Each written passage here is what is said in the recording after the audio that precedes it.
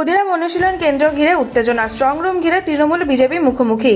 উত্তর কলকাতার ক্ষুদিরাম অনুশীলন কেন্দ্রে স্ট্রংরুমের বাইরে তীব্র উত্তেজনা ছড়ালো। এই কেন্দ্রে রাখা হয়েছে উত্তর কলকাতার 7টি বিধানসভা কেন্দ্রের ইভিএম এবং একটি পোস্টাল ব্যালটের স্ট্রংরুম। তৃণমূলের অভিযোগ, স্ট্রংরুমে বহিরাগত ঢোকানো হয়েছে। এই দাবি তুলে অবস্থান বিক্ষোভে বসেন তৃণমূল প্রার্থীরা। কিছুক্ষণের মধ্যে সেখানে পৌঁছে যান বিজেপি প্রার্থীরাও। শুরু হয় দুই পক্ষের তর্ক বিতর্ক এবং ধস্তাধস্তি।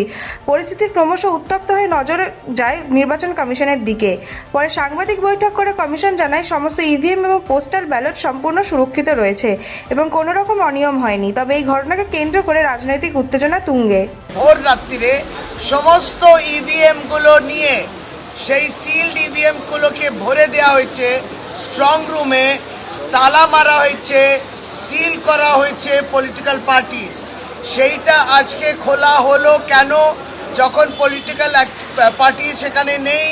আর কারা প্রবেশ করলেন, কি কাজ হচ্ছে সেইটা আমরা ব্যালটগুলো প্রত্যেকে কোন ব্যালট কোথায় যাচ্ছে, কেন আমরা প্রার্থী যাদের ইভিএমটা ওই স্ট্রং রুমে ঢুকে রয়েছে, আমাদের পূর্ণ অধিকার আছে এটা। ভেতরে লোক ঢুকে হাতে হাতে ব্যালট ঘুরছে, সেটা তো বাইরের টিভি স্ক্রিনটায় লাইভ স্ট্রিমিংয়ে দেখা যাচ্ছে।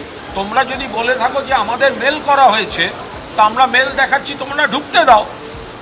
তাহলে মেল করার মানে কি? তোমরা মুখে বলছো ডাকা হয়েছে, দেখতে এসছি যখন তখন সেটা তোমরা ঢুকতে দেবে না। সম্পূর্ণ ট্রান্সপারেন্সির অভাব।